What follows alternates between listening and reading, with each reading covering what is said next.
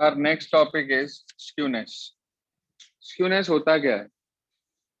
देखो, skewness basically किसी भी दिए हुए डिस्ट्रीब्यूशन के अंदर सिमेट्रिसिटी कितनी है, कि वो सिमेट्रिक है या उसके अंदर लैक ऑफ सिमेट्री है, इस चीज का पता करने के लिए जिस मेजर का यूज किया जाता है उसको हम स्क्यूनेस कहते हैं। इसके अंदर होता क्या है, दो तरह का डेटा बेसिकली हमारे पास काम करता है।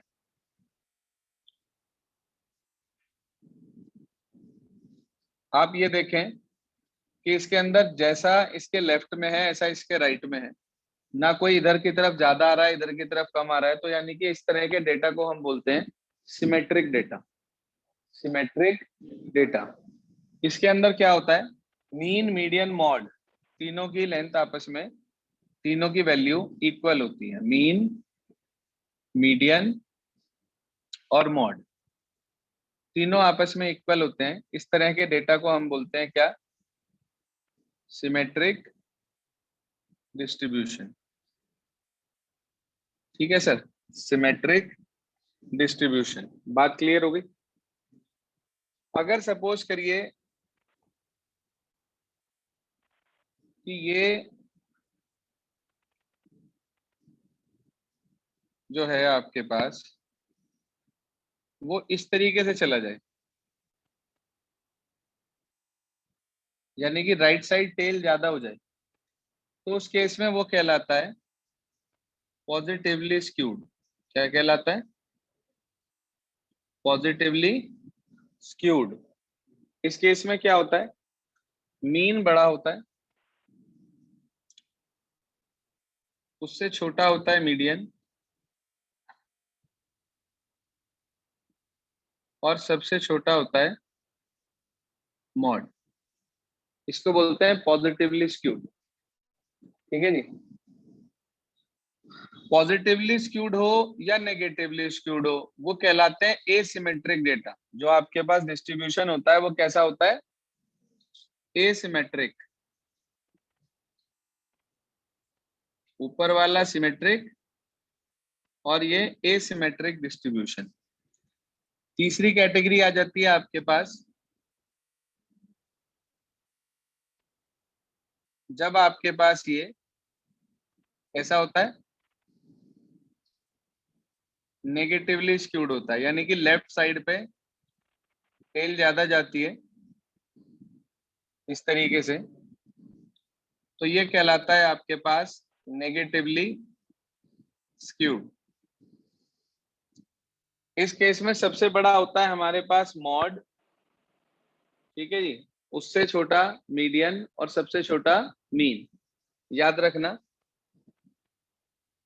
सबसे छोटा मीन, उससे बड़ा मीडियन और उससे बड़ा मॉड। इस पे एमसीक्यू क्वेश्चंस बहुत बनते हैं, नोट करते चलें साथ साथ। तो दो तरह के स्क्यूनेस हमें पढ़ने होते हैं। एक तो absolute measure of skewness, note कर लें अपने पास कि there are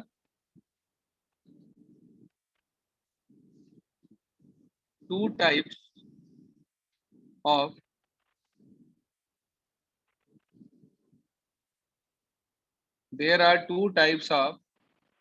measures of skewness. Number one, absolute measure of skewness और relative measure of skewness। ठीक है जी, एब्सोल्यूट स्क्यूनेस लिख दिया शॉर्ट में मैंने इसको, और आपके पास लिख दिया इसको क्या, रिलेटिव स्क्यूनेस। ठीक है जी, बात क्लियर है सभी को? अब इसके बाद एब्सोल्यूट स्क्यूनेस निकलती कैसे है उसका फार्मूला नोट कर लें अपने पास। हेडिंग डालेंगे इसके बाद आप, absolute skewness, number first heading. पहली हेडिंग डाल लें, एब्सोल्यूट मेजर ऑफ स्क्यूनेस। पूरा लिख लेना आप लोग, एब्सोल्यूट मेजर ऑफ स्क्यूनेस। देखो जो एब्सोल्यूट मेजर ऑफ स्क्यूनेस होता है वो बेसिकली क्या बताता है कि कोई भी हमारा दिया हुआ डिस्ट्रीब्यूशन कितना सिमेट्रिक है, पॉजिटिव सिमेट्रिक है या नेगेटिव सिमेट्रिक है। ये बात हमें पता चल जाती है किसकी हेल्प से। लिखो इसके अंदर, बोल रहा हूं मैं, absolute measure of skewness, absolute measure of skewness tells us the extent of EXTENT,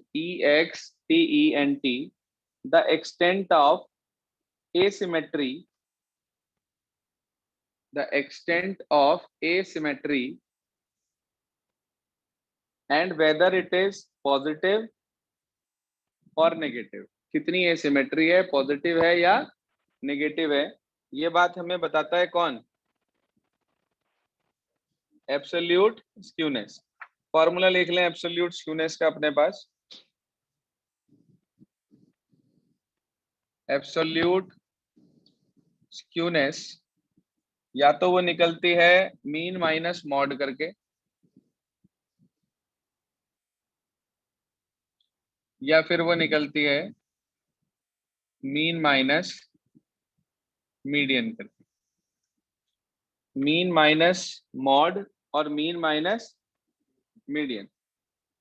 इसके बाद अगली लाइन में लिखें, नेक्स्ट लाइन में नोट करें please, skewness is positive if mean is greater than mod. भाई अगर मीन मॉड से बड़ा है इस केस में, तो आप कह सकते हैं कि स्क्यूनेस इज पॉजिटिव। लिखें अपने पास, skewness is positive if mean is greater than mode, bracket में लिख दें और मीडियन,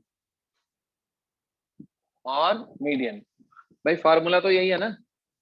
तो अगर मीन मॉड से या मीडियन से, दोनों से बड़ा है वो, उस केस में तो कैसा स्क्यूनेस आती है, पॉजिटिव। भाई बड़े में से छोटा नंबर माइनस करोगे पॉजिटिव ही मिलेगा ना। आगे लिखें, and it is negative, and it is negative if mean is less than mod, if mean is less than mod, bracket में लिख देंगे और मीडियन, और मीडियन। मतलब अगर मीन छोटा हो गया मॉड या मीडियन से, तो छोटे में से बड़ा नंबर जाएगा तो नेगेटिव आएगी ना वैल्यू, तो इसका मतलब वो नेगेटिव स्क्यूड हो जाएगा। तो जो डेटा आपको दिया है उसमें मीन मीडियन मॉड की वैल्यू पे स्क्यूनेस डिपेंड करता है। एब्सोल्यूट स्क्यूनेस की वैल्यू मीन मीडियन और मॉड पे डिपेंड करती है। अगर मीन बड़ा है मॉड मीडियन से, तो उस केस में हम ये कह सकते हैं कि पॉजिटिवली स्क्यूड है मीन से या मीडियन, मॉड से या मीडियन से बड़ा है यदि। और यदि मीन छोटा है मीन से, मॉड से या मीडियन से, तो उस केस में हम ये कहते हैं कि वो नेगेटिवली स्क्यूड है। बात क्लियर होगी ना? ना ना, स्क्यूनेस क्या चीज है, ये जो अभी मैंने आपको बताया ना कि कर्व बिल्कुल सिमेट्रिक है या एसिमेट्रिक है, यानी कि उसकी सिमेट्रिसिटी बताता है कि कहीं किसी साइड पे ज्यादा फैला हुआ तो नहीं है या दोनों तरफ एक बराबर है। जैसे अगर सिमेट्रिक डेटा होता है उस केस में एब्सोल्यूट स्क्यूनेस की वैल्यू 0 हो जाती है, क्योंकि मीन मॉड सब इक्वल हो जाते हैं। जो सिमेट्रिक डेटा होता है, मैंने अभी आपको लिखवाया था कि सिमेट्रिक डेटा के अंदर मीन मीडियन मॉड इक्वल होते हैं। तो उस केस में स्क्यूनेस क्या होती है हमारी, 0 होती है। एब्सोल्यूट स्क्यूनेस 0 हो जाती है।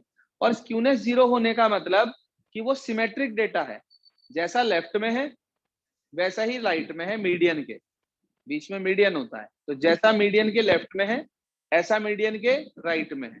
लेकिन अगर वो लेफ्ट को ज्यादा झुक रहा तो वो नेगेटिवली स्क्यूड है, और वो राइट को ज्यादा झुक रहा तो पॉजिटिवली स्क्यूड है। याद रहेगी बात, भूलेंगे तो नहीं? सभी को क्लियर है भाई? हाँ जी, सभी को क्लियर हो गई बात? Yes sir. इसके बाद Yes. ये तो हमारे पास था फर्स्ट कैटेगरी का फर्स्ट एब्सोल्यूट मेजर, जो आपने अभी पढ़ा एब्सोल्यूट स्क्यूनेस, उसका पहला मेजर पढ़ा है आपने। सेकंड मेजर अगर एब्सोल्यूट का आपको निकालना है, सेकंड पॉइंट लिख लें, उसमें लिखें the second absolute measure of skewness, the second absolute measure of skewness is based on quartiles. वो क्वार्टाइल पे डिपेंड करता है, is based on quartile. Quartile पहले पढ़ाए थे मैंने आपको, Q1 Q2 Q3 तीन क्वार्टाइल होते थे हमारे. ब्रैकेट में लिख लो Q1 कैपिटल है, Q1 Q2 एंड Q3, ये क्वार्टाइल्स होते हैं. क्वार्टाइल निकालने का 1 मिनट के लिए फ्लैशबैक में ले जा रहा हूं आपको. क्वार्टाइल का फॉर्मूला बताया था आपको Q1 का, जो 1/4 डिस्टेंस पे मौजूद था, यानी कि L plus N/4 minus CF upon F into H.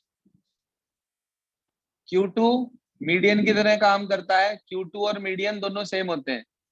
इसका फार्मूला वही L plus N/2 minus CF upon F into H. और Q3 होता है थर्ड क्वार्टाइल, अपर क्वार्टाइल भी कह देते हैं इसको. L प्लस 3N/4 यानी कि 3/4 डिस्टेंस पे लाई करता है, minus CF upon F into कितना H.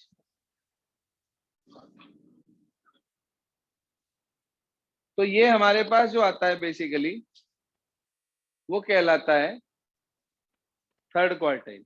तो सर आपके पास Q1 Q2 Q3 तीन क्वार्टाइल्स हैं, ये मैंने आपको पहले सिखा रखे हैं. ठीक है जी,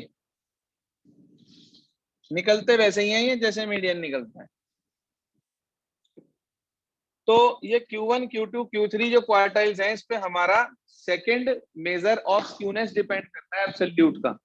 अभी टॉपिक चल रहा है एब्सोल्यूट स्क्यूनेस. उसके अंदर आपने पहला पढ़ा कि वो मीन मीडियन मॉड की हेल्प से निकल गया. सेकंड मेजर जो आपने पढ़ा एब्सोल्यूट स्क्यूनेस का, वो डिपेंड करता है किसके ऊपर, क्वार्टाइल्स के ऊपर, यानी कि Q1 Q2 Q3 के ऊपर. आगे लिखे हैं इसके बाद, इन अ symmetric distribution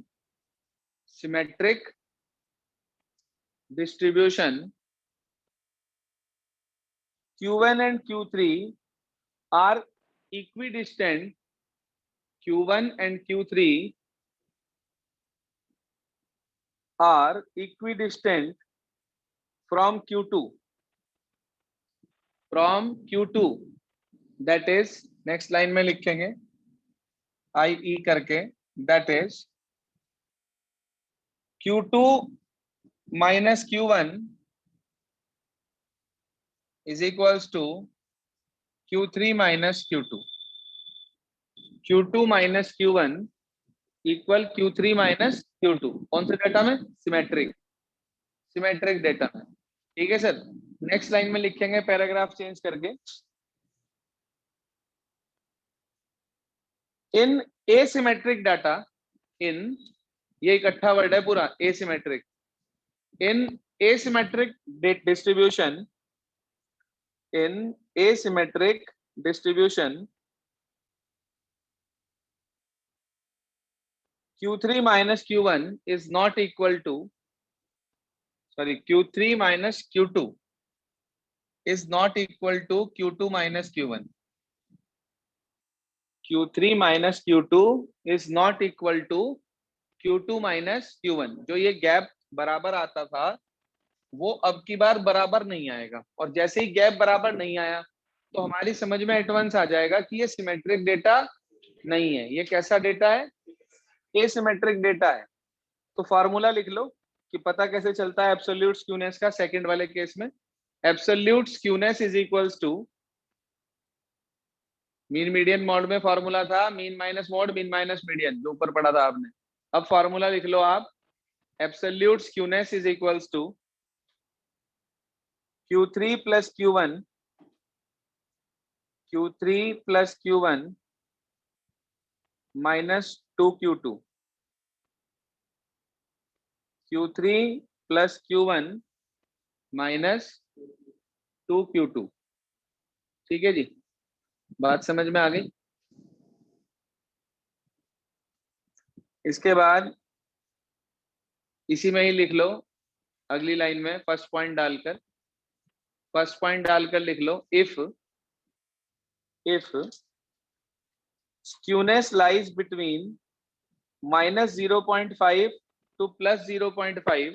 भाई जो आपको अभी फार्मूला लिखवाया Q3 + Q1 - 2Q2, उससे आप एब्सोल्यूट स्क्यूनेस निकालोगे। अब आपको ये तो नहीं पता चलने का कि वो किस प्रकार का डाटा है, तो उसका पहला पॉइंट आपने लिखा, if skewness lies between -0.5 to +0.5, comma the data is fairly symmetrical. The data is fairly symmetrical.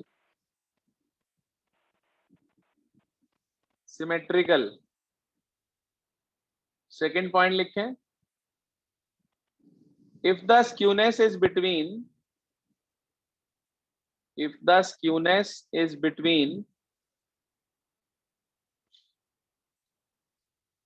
-1 and -0.5, -1 and -0.5 और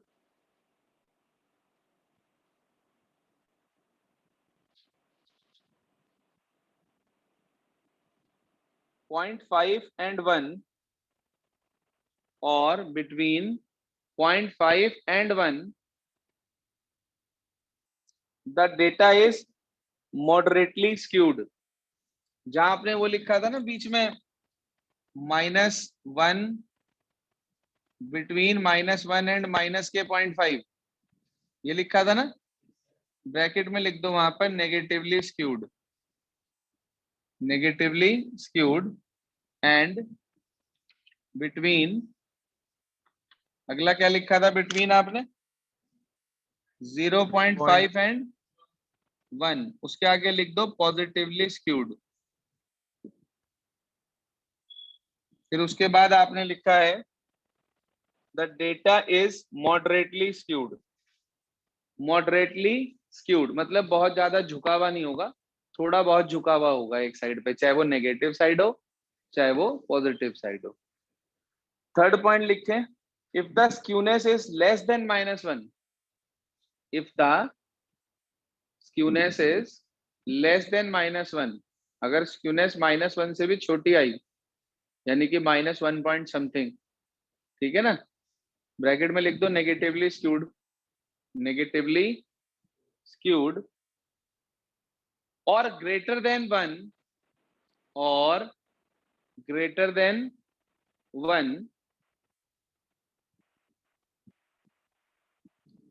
ब्रैकेट में लिख दो positively skewed, the data comma करके लिखेंगे, the data is highly skewed.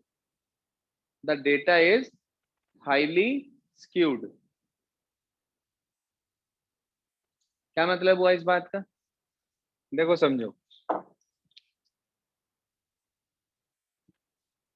मैं आपको इसको नंबर लाइन से एक्सप्लेन कर रहा हूं।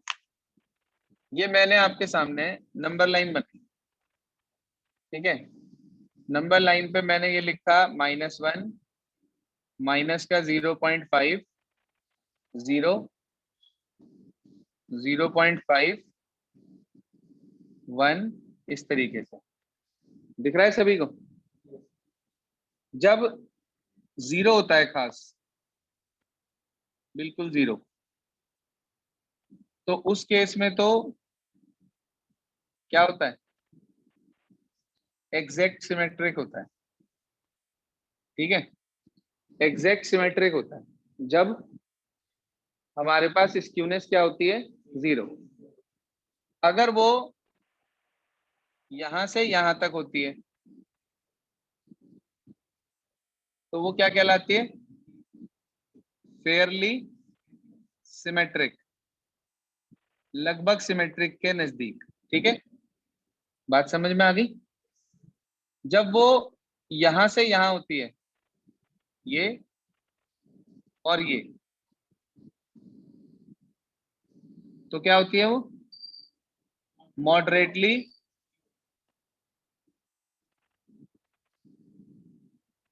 स्क्यूड।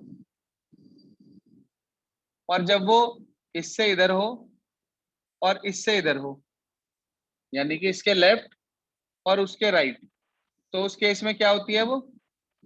Highly skewed. याद रहेगी बात? यार सीधा सा फंडामेंटल है, जितना आप जीरो से राइट जाओगे, पहले फेयरली, फिर मॉडरेटली, फिर हाईली स्क्यूड, जितना लेफ्ट में जाओगे उतना पहले फेयरली, फिर मॉडरेटली, फिर हाईली, ये नेगेटिव साइड पे, वो पॉजिटिव साइड पे। बेसिक सा फंडामेंटल है, कोई इसके अंदर बहुत भारी चीज नहीं है। इसे तो आप जनरल भी याद रख सकते हो नंबर लाइन के थ्रू भी, आपको कभी दिक्कत परेशानी नहीं आएगी। आपने देखा स्क्यूनेस जीरो होने का क्या मतलब है? कि डाटा पूरी तरह से सिमेट्रिक है, यानी कि कोई स्क्यूनेस नहीं है उसके अंदर, मतलब मीन मीडियन मॉड बराबर है। समझ आ गई बात सारी? हाँ भाई, सबको क्लियर है यहाँ तक के पॉइंट? हाँ जी सर, क्लियर हो गई बात? ये हमने कौन सा टॉपिक पढ़ा अभी?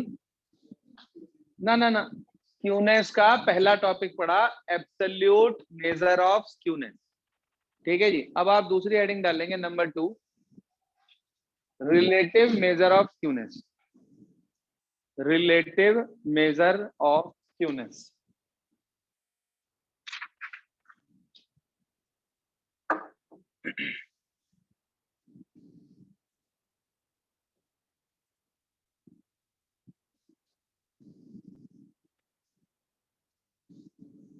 जी हाँ सर, दूसरा टॉपिक है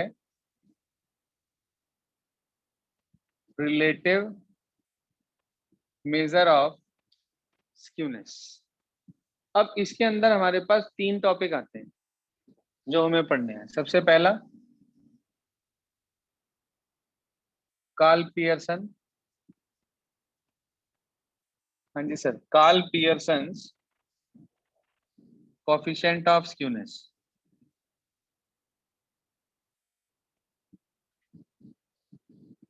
हाँ जी सर, पहला टॉपिक है आपके पास Karl Pearson coefficient of skewness. दूसरा आता है हमारे पास, सेकंड हेडिंग डाल लें, सेकंड नंबर लिख लें, Bowley's, BOWLEY post of S, Bowley's coefficient of skewness.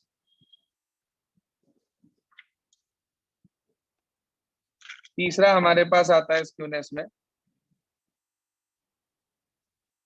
Moment coefficient of skewness. Moment coefficient of skewness. ये 3 टॉपिक हमारे पास इसके अंदर हैं जो हमें पढ़ने हैं, जिनके ऊपर बेस्ड हमें क्वेश्चंस मिलेंगे। तो आप सबसे पहली हेडिंग डाल लें, Karl Pearson coefficient of skewness. Write down first heading, Karl Pearson coefficient of skewness.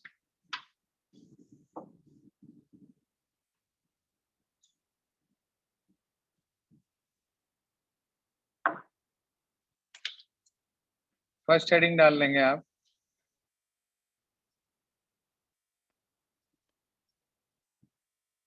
Karl Pearson's coefficient of skewness.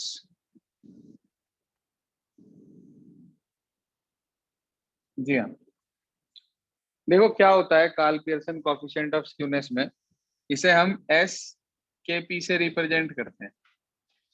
S मतलब स्क्यूनेस, केपी मतलब कार्ल पियर्सन। ऐसे ही बॉलेज में एस और नीचे बी लगा देते हैं हम, ठीक है ना। तो हमारे पास आता है कार्ल पियर्सन का स्क्यूनेस कोफिशिएंट, फॉर्मूला लिख लें, एस के P is equal to mean minus mode, mean minus mode upon standard deviation. ठीक है जी, mean minus mode upon standard deviation, पहला फॉर्मूला है।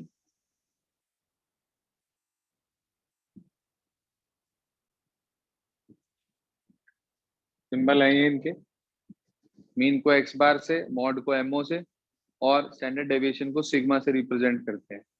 ठीक है जी। तो ये आपके पास आया कार्ल पियर्सन का पहला फार्मूला। कई बार ऐसा होता है कि ना मॉड नहीं निकल पाता, कई बार मॉड नहीं निकल पाता या हम उसे आसानी से नहीं निकाल पाते, तो उस केस में हम मीडियन का इस्तेमाल कर लेते हैं। आप लोगों ने क्लास 10th में इंपेरिकल रिलेशनशिप पढ़ी थी, mode is equals to 3 times of median minus 2 times of mean. तो उस फॉर्मूले की हेल्प से हम इस मॉड को रिमूव कर देते हैं यहाँ से। Mode is equal to 3 times of median minus 2 times of mean होता है। तो उस फॉर्मूले को यहाँ पर पुट करके हम इससे कन्वर्ट कर लेते हैं एसकेपी का फॉर्मूला। नोट कर लो एसकेपी का formula, 3 times of mean minus median, 3 times of mean minus median upon standard deviation. ठीक है जी, बात समझ में आ गई? इसमें नोट कर लें, इफ यदि एसकेपी ग्रेटर देन 0, तो उस केस में पॉजिटिवली स्क्यूड, एसकेपी अगर 0 तो नेगेटिवली स्क्यूड, सॉरी सिमेट्रिक,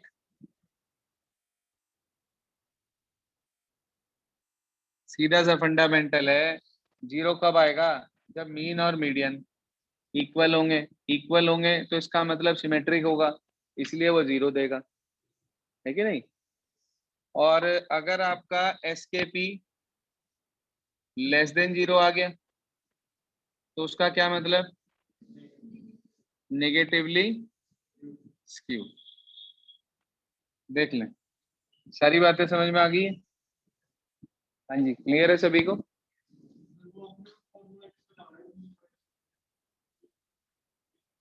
ये भी एसकेपी का फॉर्मूला है, ये भी एसकेपी का फॉर्मूला है, बस ये मॉड की टर्म्स में है और ये मीडियन की टर्म्स में। कई बार मॉड हमारे पास अवेलेबल होता है तो हम मॉड वाला लगा देते हैं, कई बार ऐसा होता है कि मॉड नहीं निकल पाता या परेशान करता है निकलने में, तो उस केस में हम मीडियन वाला फॉर्मूला भी लगा देते हैं। इसके लिए आप अपनी बुक निकालें, एमएल अग्रवाल, पेज नंबर निकालें नई बुक में 504 और एग्जाम्पल नंबर 3, मूवमेंट्स के बाद था हमारा, तो एग्जाम्पल नंबर 3 मिल जाएगा आपको, देख लें। एग्जाम्पल 3 इसी एक्सरसाइज से पहले, जो हमारी 0.5 से पहले कह रहा है the mean median, sorry the mean mode and standard deviation of a frequency distribution are इतना इतना इतना। सर मीन दे दिया, मॉड दे दिया, स्टैंडर्ड डेविएशन दे दिया। वो आपसे कह रहा है calculate the Karl Pearson coefficient of skewness of the distribution. Value put करके निकाल लेंगे। देखो आप आंसर आ रहा है माइनस के 0.467। तो एक तो ये नेगेटिवली स्क्यूड है, मगर ये फेयरली सिमेट्रिक है, मगर ये फेयरली सिमेट्रिक है। आपको बताया था -0.5 से 0 तक फेयरली सिमेट्रिक रहता है। क्लियर है ना? अगले में क्या कह रहा है देखो, कह रहे for a certain distribution mean median standard deviation, mean median standard deviation, कह रहा है calculate the Karl Pearson coefficient of skewness of the distribution. 0.6 आया तो 0.5 से ऊपर है तो मॉडरेटली हो गया, 1 से ऊपर आता तो हाईली स्क्यूड हो जाता, 0 से 0.5 आता पॉजिटिव साइड पर तो फेयरली सिमेट्रिक हो जाता हमारे पास। अगला क्या कह रहा है देखिए, 5वां एग्जांपल करके दिखाऊं क्या बुक यहाँ पे बोर्ड पे? कह रहा है for a certain frequency distribution mean is इतना, मीडियन इज इतना। अच्छा, मीन दे दिया, मीडियन दे दिया, कार्ल पियर्सन का कोएफिशिएंट दे दिया और मांग रहा है स्टैंडर्ड डेविएशन। मीन दे दिया, मीडियन दे दिया, कार्ल पियर्सन का कोएफिशिएंट दे दिया, स्टैंडर्ड डेविएशन मांग रहा है। 4 में से 3 क्वांटिटी दे दी, चौथी मांग ली, निकाल सकते हैं फार्मूला लगा के। इसके बाद अगला कह रहा calculate the Karl Pearson coefficient of skewness of the following data. आपको एक डेटा दे रखा है और वो आपसे कह रहा है कि आपको इस केस में कार्ल पियर्सन का कोएफिशिएंट निकालना है। अब भाई कार्ल पियर्सन का कोएफिशिएंट या तो हम निकालते हैं किससे, हाँ जी, या तो निकालते हैं हम मीन और मॉड से, या निकालते हैं मीन और मीडियन से। अब इस डेटा के अंदर आप ध्यान से देखो कि फ्रीक्वेंसी जो सबसे बड़ी वाली है वो आराम से दिखाई दे रही है आपको। कौन सी फ्रीक्वेंसी सबसे बड़ी है? अगर मान लो 14 दो जगह पे लिखा होता तो हम मोड नहीं निकाल सकते थे, फिर हम क्या निकालते? मीडियन। लेकिन अब क्योंकि 14 एक ही जगह पे लिखा है हमारे पास, तो इसका मतलब क्या होगा?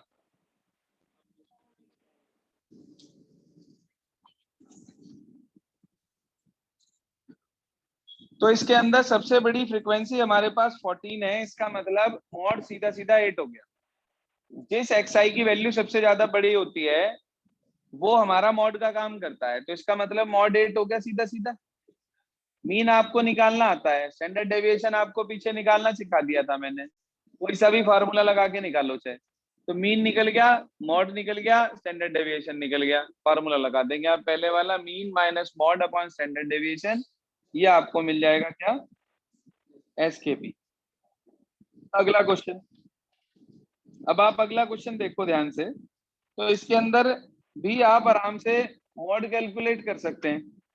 सबसे बड़ी फ्रीक्वेंसी 6 है और वो 102 की है, तो इसका मतलब मॉड निकल जाएगा, बाकी मीन और स्टैंडर्ड डेविएशन आप निकाल ही लेंगे, अकॉर्डिंगली आपको एसकेपी मिल जाएगा। अब अगला क्वेश्चन देखो जरा ध्यान से। अगले क्वेश्चन में उसने हमारे से ये कहा कि ये डेटा दे रखा है आपको, अब ये आपके पास जो डेटा है वो कॉन्टिन्यूस फ्रीक्वेंसी डिस्ट्रीब्यूशन है, यानी कि क्लास इंटरवल्स वाला डेटा। इसमें भी आप मॉड बड़े आराम से निकाल सकते हो। जरा ध्यान से देखो, सबसे बड़ी वैल्यू कौन सी है हमारे पास? 153 है हमारे पास। तो 153 आपके पास सबसे बड़ी वैल्यू है, तो वो तो काम करेगी F1, उससे पहले वाला F0, उसके बाद वाला F2। ठीक है जी, F0 F1 F2 लिखवाया था ना, तो F1 सबसे बड़े वाला, तो आपके पास फार्मूला है L plus F1 minus F0 upon 2F1 minus F0 minus F2 into H, class 10th वाला फार्मूला मॉड का। तो मॉड आपको मिल जाएगा, नीचे लिखा भी है अगर आप भूल गए हो तो, लास्ट में इन्होंने जहां सी लिखा है आप H लगाइएगा। मीन आपको निकालना आता है, मॉड आपका निकल गया, स्टैंडर्ड डेविएशन आपको निकालना आता है, कैलकुलेट करके आप एसकेपी निकाल देंगे। अगले में कह रहा है calculate the Karl Pearson coefficient of skewness using mean and median. Sir उसने लिख दिया कि आपको मीन और मीडियन का इस्तेमाल करना है, मॉड का इस्तेमाल नहीं करना आपकी बात, तो कोई बात नहीं, अब हम मीडियन निकालेंगे। मीडियन का फॉर्मूला आपको बढ़ाया था मैंने, L plus N by two minus C F upon F into H, वो फॉर्मूला आप लगा देंगे और आपको यहाँ से मीडियन मिल जाएगा। तो मीन आ गया, मीडियन आ गया, स्टैंडर्ड डेविएशन निकाल लेंगे, आपको मिल जाएगा क्या? एसकेपी। जो भी आएगा पॉजिटिव नेगेटिव जिधर की तरफ भी होगा वो आप आराम से कैलकुलेट कर सकते हैं। मैं समझता हूँ एसकेपी के सारे क्वेश्चन समझ में आ गए आपको। करना क्या है आज, वो नोट करें, यहाँ तक के तो एग्जाम्पल करेंगे। एग्जाम्पल नंबर कौन सा था लास्ट? 9। लिख लें कंप्लीट एग्जाम्पल्स अप टू 9, और एक्सरसाइज में लिख लो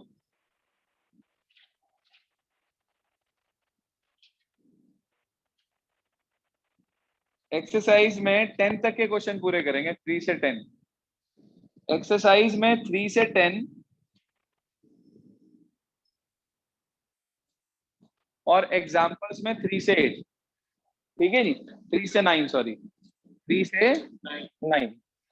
तो ये आपका होमवर्क रहेगा आज का। इसके बाद हमारे पास दो इसके अंदर और बचे हैं स्क्यूनेस के टॉपिक। एक तो हमारा है क्या बोला, बॉलेज, और एक हमारा मोमेंट, उसके बाद कर्टोसिस है। ठीक है जी, कर्टोसिस की एक्सरसाइज है एक हमारा इसी में काम। बस इतना वर्क है, बाकी जो बचा हुआ है वो हम कल करेंगे।